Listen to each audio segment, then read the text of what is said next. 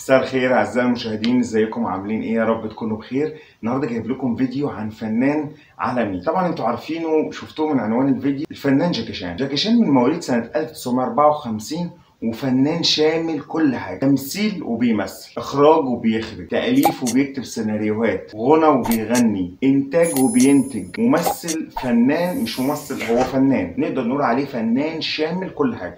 اي حاجه تتخيلها في الفن فجاكي شان قدمها بمستوى راقي وجامد جدا جدا. جاكي شان من اكتر الفنانين اللي اشتهروا ان هم بيعملوا ادوارهم بنفسهم من غير دوبلير. الفنان الوحيد اللي عمرنا ما سمعنا له ان في دوبلير. طبعا كل المواقع عارفه وكتبت الكلام ده كله، ان معظم الفنانين بيطلعوا بالدوبلير بتاعهم في الحركات البهلوانيه والاكشن والوقع والكلام ده كله، الا جاكي شان الوحيد اللي بيعمل كل حركاته بنفسه. طبعا معروف بالملاكمه، تايكوندو، بالكونغ فو، برياضات كتير قوي اللي هي الدفاع عن النفس، وكل الحركات البهلوانيه هو شاطر فيها جدا جدا جدا. جاكي شان عمل اكتر من 150 فيلم، وبقى نجم من نجوم هوليود، ونجم من نجوم الصين، ونجم من نجوم هونج كونج كلها. مشهور جدا بقلبه الطيب ودايما فعله للخير.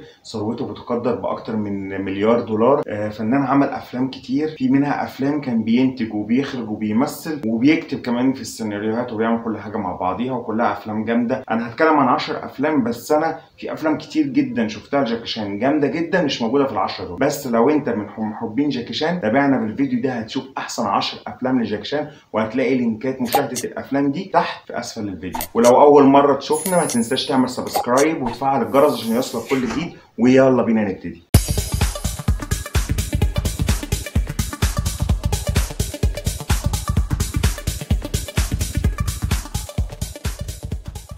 الفيلم رقم 10 معانا هو فيلم نيو بوليس ستوري. الفيلم نيو بوليس ستوري عامة ليها مجموعة وسلسلة كبيرة قوي من الأفلام، بس الفيلم رقم 10 معانا ده مميز جدا جدا جدا. بتدور بقى أحداث الفيلم دوت عن عصابة، بس مش عصابة سهلة، شلة شباب كده بس أذكياء جدا، وعلى طول بيلبسوا أقنعة وبيعملوا مهمات وسرقة وسطو مش طبيعية، وبيقتلوا معظم مفتشي الشرطة. مفيش حد بيقدر عليهم، مفيش حد بيقدر يوقفهم، لدرجة إن جاكي شان مفتش الشرطة العالمي في هونج كونج معرفش يعمل معاهم اي حاجه، واتاثر جدا نفسيا ان هم احبطوه بمخططاتهم، اللعب اللي بيلعبوها والمخططات اللي بيعملوها الذكيه بتاعتهم، لدرجه ان هو بيشوف بعينيه اكبر مفتشي الشرطه بيموتوا قدام عينيه، وما بيعرفش ينقذهم وما بيعرفش يلحقهم، وبيتدمر نفسيا جدا وبيحبط وبيتخنق، وبيقرر ان هو يسيب القضيه ويسيب الشرطه ويسيب كل حاجه عشان شويه العيال دي عصبوه، ما عرفش يعمل اي حاجه قدامه. فهيعمل ايه بقى جاكي شان، وهينتصر عليهم ازاي، وهيوقعهم ازاي؟ ده اللي هنشوفه. اوعى يفوتكم الفيلم ده، اثاره جامده جدا.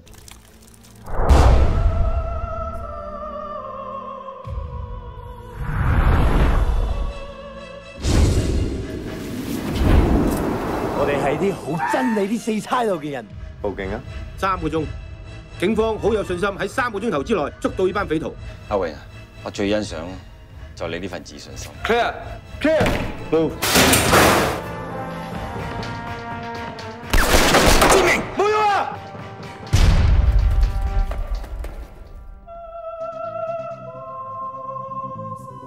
الفيلم بقى رقم 9 معانا هو فيلم راش هاور. راش هاور دوت برضو من الافلام اللي ليها سلسله 3 اجزاء تقريبا. راش هاور دوت الجزء بقى اللي معانا ده انتاج سنه 1998. بتدور بقى احداث الفيلم دوت ان بعد وقت قصير من وصول هان الى امريكا لاستلام منصب دبلوماسي جديد كبير جدا. هان دوت راجل دبلوماسي كبير جدا، وبيكون معاه بنت ليه، وبعد وقت قصير من وصوله لامريكا بنته دي بتتخطف، وبعد ما بتتخطف بيتكفل ليه بالمهمه. ليه ده اللي هو جاكي شان بيتكفل بمهمه ان هو المفروض يرجع بنت هان دوت. وبعد وقت قصير من تولي ليه للمهمه ان هو ملحقش يعمل فيها اي حاجه، بتقوم الحكومه الفيدراليه معينه جيمس كارتر دوت. بعد كده جيمس كارتر بيتولى المهمه، وبيستبعدوا ليه عند المهمه، وبعدها بشويه يرجعوا ليه تاني عشان بيشوفوا ان هم محتاجينه جدا. هيعمل ايه في المهمه دي، ويوصلوا للعصابه دي ازاي، وهيسترجعوا بنته ازاي؟ ده اللي هنشوف في الفيلم ده مع بعضين. But the job got a little too dangerous. You have 29 minutes left. I got everything under control. Papa! I want to speak with my daughter. Now it's time to bring in the master. Please tell me you speak English. Do you understand the words that are coming out of my mouth? Damn! Get up, throw your hands up if you got the feeling. Jump up, touch the ceiling, jump around, jump around. Which one of y'all kicked me? from New Line Cinema. اما بقى الفيلم رقم 8 معانا هو فيلم رامبل ان ذا برونكس. بتدور بقى احداث الفيلم ده ان جاكي شان بيروح هونج كونج عشان يحضر حفل زفاف حد قريبه اسمه بيل. وبيل بعد ما بيروح عشان يحضر حفل زفاف ودوت بيروح يلاقي بيل عنده متجر كبير جدا وبيكون غني جدا وعنده سياره فارهه جدا جدا جدا. فبيل بيقوم بقى بأحد مهامه وبيبقى عنده شغل كده في مكان تاني، فبيقول لجاكي شان انا عايزك تاخد بالي من المتجر بتاعي ومن العربيه الفارهه بتاعتي ديت. وطبعا جاكي شان بيكون قد المهمه وبياخد باله من العربيه. وفي مره وهو ماشي بالعربيه في هونج كونج بتحصل ان فيها شله عصابات كبيره جدا بيبقوا عاملين سباق بدراجات ناريه، وهم بالدراجات الناريه دي طبعا بيقربوا من السياره وبيحصل بقى شويه تاتشات كده وبيبتدوا ان هم يطردوا. فيلم بقى رقم 7 معانا هو فيلم ويلز اون ميلز. بتدور بقى احداث الفيلم ده عن صديقين كده صينيين بيكون عندهم عربيه كده اكل بيدوروا بيها في برشلونه وفي اسبانيا، وبيكون عندهم خبره يعني مش بطاله في فنون القتال والدفاع عن النفس. فبيقرروا ان هم بيساعدوا صديقهم المحقق اللي هو خاص بعمليات النشل والسرقه وكده، ولكن بالصدفه بيشوفهم عصابه وبتستهدفهم وبتطاردهم هم والمحقق ده. ايه اللي هيحصل في الفيلم ده؟ يلا بينا نشوف مع بعض.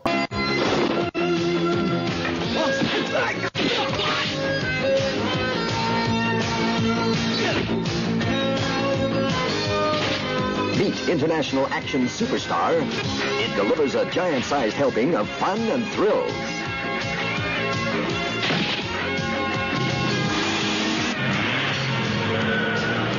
Wheels on Meals.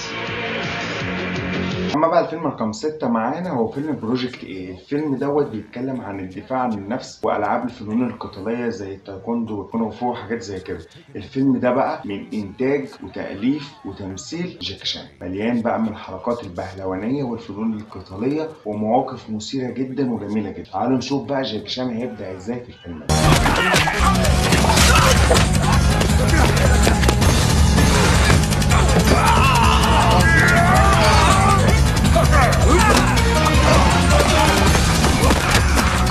It's an incredible non-stop thrill ride with some of the most breathtaking action scenes ever filmed. اما بقى الفيلم رقم 5 هو فيلم دراجون فوريفر. فيلم دراجون فوريفر دوت بيحكي معانا انه بيتم التعاقد مع 3 محامين من هونج كونج بيقوموا بقى بقضيه بالدفاع عن صاحب شركات كبيره للكيماويات وبترول وحاجات زي دي. صاحب الشركات دي بيكون متورط في قضيه مخدرات كبيره جدا، والثلاث محامين دول ما عرفوش ان هو فعلا متورط في قضيه المخدرات دي وبيدافعوا عنه وبيخشوا في مواجهه مع عصابات كبيره وقضايا كتير. فيلم اثاره كوميدي اكشن من الدرجه الاولى لجاكي شان. تعالوا نتفرج على الفيلم ده مع بعض.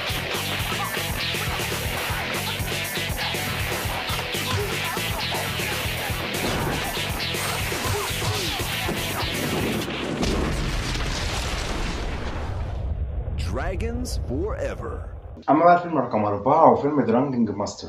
الفيلم ده في اطار كوميدي جميل جدا بيقوم معلم بتعليم ولد شاب كده فنون القتاليه. هو بيكون شاب عابس شويه بس هو عايز يعلمه الفنون القتاليه وفي نفس الوقت بيعلمه الانضباط والاحترام، ولكن بقى بيقوم بتعليمه باسلوب السكير. اسلوب السكير دوت اللي هو بيتعلم فنون قتاليه بتستفز الخصم وبتستهزأ بالخصم اللي قدامك، بس في مشكله واحده ان انت عشان تقوم باسلوب قتالي قدام منافس ليك لازم تشرب خمر.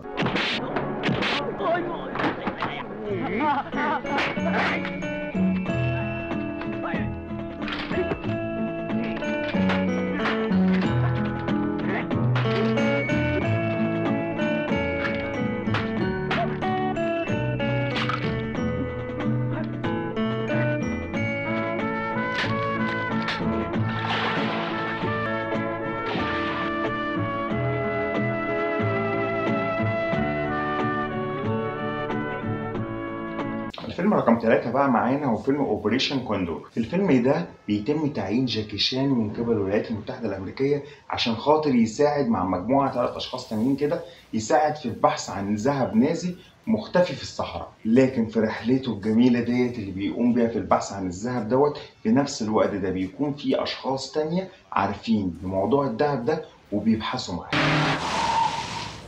هاي.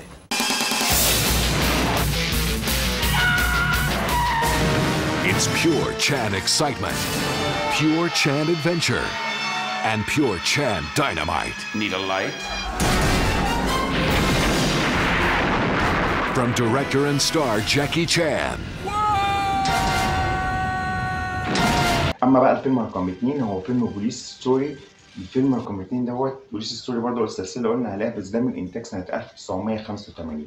في الفيلم ده بيكون جاكي شان ضابط شرطه كبير جدا، بس بيكون في الفيلم دوت بيطارد رئيس مخدرات، راجل مخدرات كبير جدا بعصابته الكبيره جدا دي، وللاسف الراجل بتاع العصابه ده من قوته ونفوذه بيوقع جاكي شان اللي هو الضابط دوت في قضيه كبيره جدا، اللي هو قتل حد من زمايله. وهو بقى جاكي شان بيحاول ان هو يبرئ نفسه ويحاول يبرئ اسمه من القضيه دي. حبكه دراميه كوميديه اكشن اثاره، كل حاجه هنلاقيها في الفيلم ده.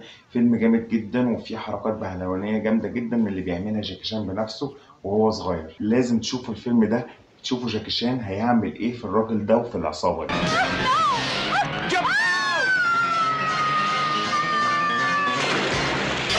Dauntless. Dynamic.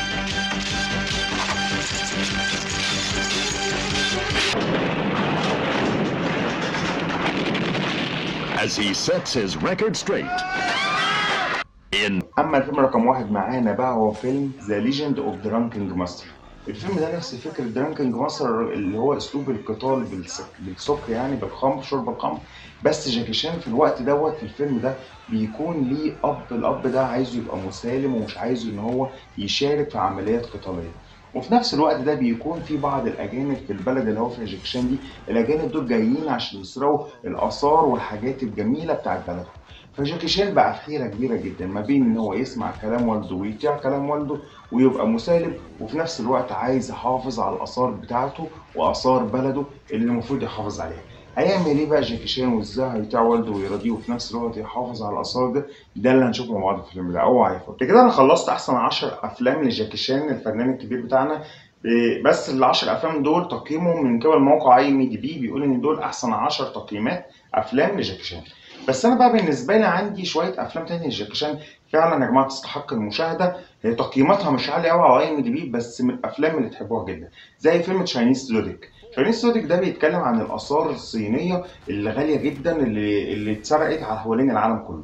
وبيقوم جاكي شان بمجموعه من اصحابه اللي هم بيبقوا شاطرين جدا، وبيقوم جاكي شان بمجموعه مع اصحابه بيلفوا العالم كله في مغامرات مثيره جدا عشان يلموا الاثار الصينيه دي عشان يبيعوها ويكسبوا الملايين. بس بعد ما يبيعوها بيحصل شويه احداث كده وبيقرروا ما يبيعوهاش ويرجعوها للحكومه الصينيه.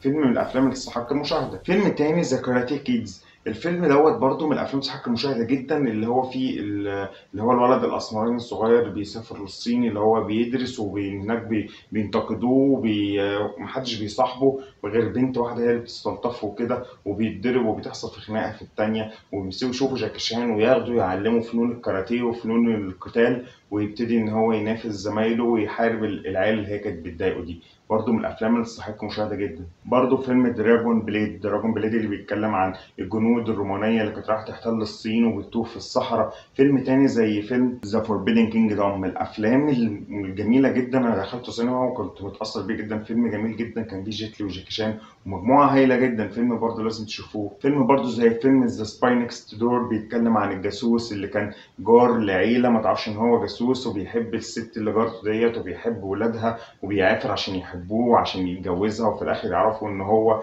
مخبر تبع الحكومه. برضه فيلم من الافلام الكوميديه عاليه قوي وفي اكشن جامد جدا. كان عامل جاكي شان هو كبير بس في اكشن برضه حلو قوي. واخيرا معانا فيلم روبن هود. الفيلم دوت برضه بيتكلم عن جاكي شان اللي هما كانوا عصابه وبتسرق وبيوت وكده، ويخش بيت بيسرقه ويدبس في طفل بيبقى معاه في العربيه ويضطر ان هو يراعيه، والطفل ده طبعا بيبهدله هو وزميله اللي معاه. فيلم مليان اغاني، كوميديا، هزار، ضحك، اكشن، اثاره، حاجات حلوه كتير قوي من الافلام برضو لازم تشوفوها. انا كده عرضت لكم احسن افلام من قبل موقع IMDb واحسن افلام من قبل شخصي انا بحبهم جدا. بكده بقى احنا خلصنا احسن 10 افلام لجاكي شان. احنا كلنا عارفين بقى خلاص ان جاكي شان ده من النجوم العالميه جدا، من اصغرنا لاكبرنا عارفين ان هو بيعمل الادوار بتاعته بنفسه من غير دوبلير، بيجازف كتير جدا، حصلت له اصابات كتيره جدا في تصوير افلامه. عرفنا ان هو فنان شامل بيمثل وبيخرج وبيعمل حاجات كتير قوي وبيألف وبيغني. ده شارك يا جماعه في دار الاوبرا وعمل البومات كتير جدا وحققت مبيعات كبيره جدا. فجاكي شان مهما اتكلمنا عنه مش هنوفيه حقه. بس يا رب يكون الفيديو عجبكم. لو الفيديو عجبكم ما تنسوش تسيبوا رايكم في كومنت وتعملوا لايك للفيديو، ولو لسه مشتركش في القناه اشترك دلوقتي وفعل جرس الجرس عشان يوصلك كل جديد.